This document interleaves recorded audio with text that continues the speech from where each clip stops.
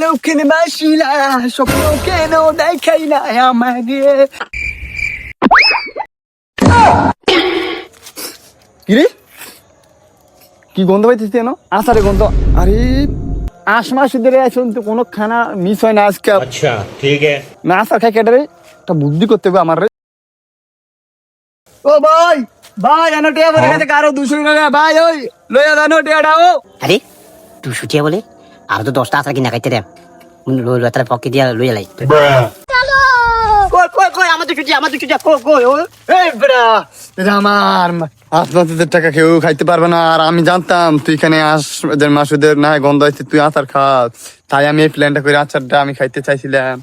তুই আমার দে, আমার থেকে কেউ খানা নিতে পারে না।